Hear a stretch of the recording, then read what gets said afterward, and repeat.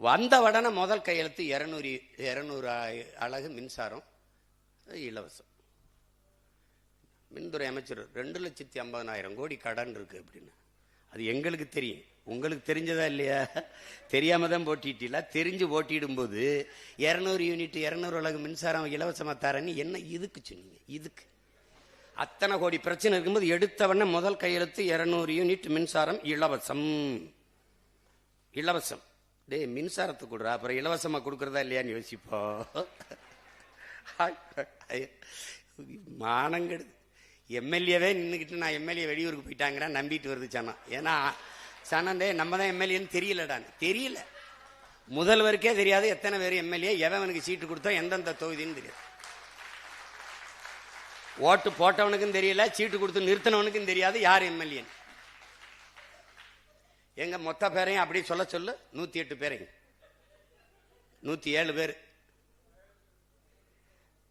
மக்கள் விரோத ஆட்சியை மக்கள் விரோத ஆட்சியை மக்கள் விரோதம். எது மக்கள் விரோதம்?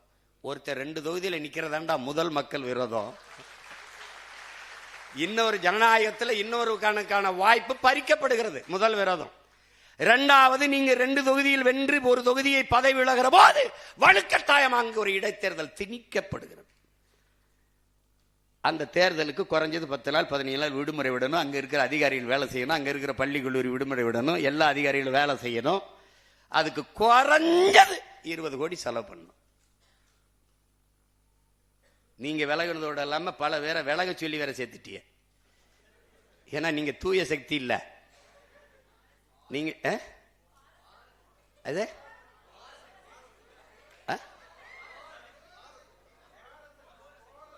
கோர சக்தி, தூர சக்தி, பார சக்தி, ஏற சக்தி, ஓர சக்தி. எங்க ஊர்ல வருவாங்க குடுகுடுப்புக்கு, நல்ல காலம் பிறகுது நல்ல காலம் பிறகு அடிச்சுக்கிட்டு ஏதோ ஒன்று. அதுல கடைசி இதை மறந்துட்டாப்ல, தூந்து போன சக்தி கண்டுபிடிச்சிட்டாப்ல. அது நசீருதீன் சார் சொல்றாப்ல, புகழ்பெற்ற நடிகர், உங்களுக்கு இந்த நகரம் தீப்பற்றி எரிகிறதுல வருத்தம் இருக்கு, எனக்கு இந்த பைத்தியக்காரங்கையில தீப்பெட்டி எவன் கொடுத்துருங்கிறது வருத்தமா இருக்கு சொல்லியிருக்காப்ல.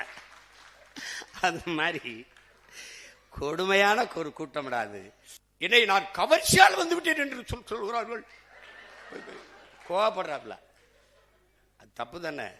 அவர் மண்டேலா மாதிரி 27 ஆண்டு சிறையில் இருந்து வந்திருக்காப்ல. எண்ணற்ற தியாகங்கள், எண்ணற்ற வழக்கு, பல சிறை கொட்டடிகள், அனுபவம். அப்புறம் 200 கோடியில் 100 கோடியை சல்மான் மாதிரி வாங்குற சம்பளத்தை பாதிய மக்களுக்கு கொடுத்து கொடையா கொடுத்து மக்களின் இதயத்தை வென்று வந்துட்டாப்ல.